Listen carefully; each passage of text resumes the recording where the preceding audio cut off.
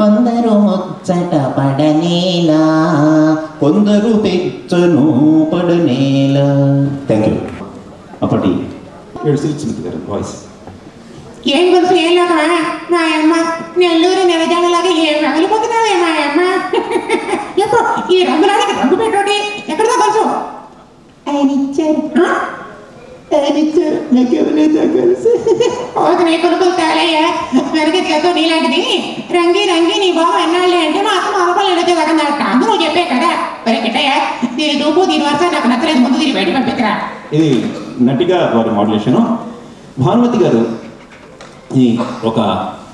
ఈ మధ్య కాలంలో వచ్చిన పాట ఏదైనా పాడమని అడిగినప్పుడు వారి స్పందన, భానుమతి గారి స్పందన అందమైన మనసులో అనే పాట, జయ సినిమా కృష్ణ గారు పాడిన పాట. ఈ మధ్య కాలంలో వచ్చిన పాట.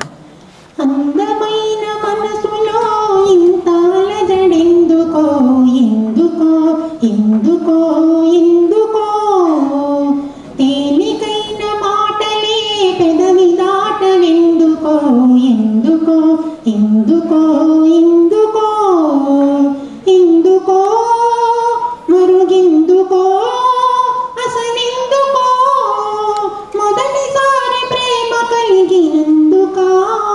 ఇది జయంలో ఉష గారు పాడిన పాట, తేజ గారి డైరెక్షన్ వచ్చిన సినిమా. ఈ పాటకి డాక్టర్ భానుమతి గారిని పాడమని అడిగినప్పుడు వారి స్పందన, ఎందుకంటే అప్పటి ఆనాటి నటిమిని గాయనమని కాబట్టి. ఆ కాలంలో ఒక మల్లీశ్వరి, బాటసరి, బొబ్బే యుద్ధం ఇట్లాంటి సినిమాలో పాట పాడాను. అప్పుడు పాటలే వేరు, ఆ కథలు వేరు. ఇప్పుడు పాటలు ఏం పాడతామండి? అంటే అమలాపురం ఉంటాయి. ఇప్పటికి ఇంకా నా వయసు 2 పదార్థ అక్కడితో ఆగరా, ఆకలి వేస్తే అన్నం పెడతారట. తప్పే ఇప్పుడు పాటలు నేను పాడలేను. లేదు, మంచి పాట అండి, మీరు పాడితే బాగుంటుందంటే. తప్పకుండా పాడతాను. అమ్మాయి వాడు చక్కగా పాడింది. ఏమన్నా సిద్ధమని.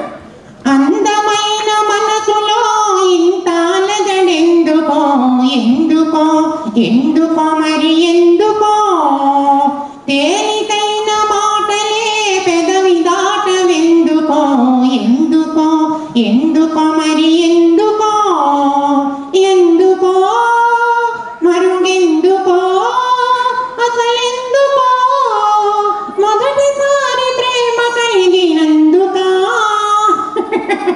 ఎవరు విచిత్రం కాబట్టి ఇప్పుడు ప్రేమకి ఏమో 80 ఏళ్ళు తినేది ఇక్కడ ఆయన ఎక్కడాను. థ్యాంక్ యూ వెరీ మచ్ అండి.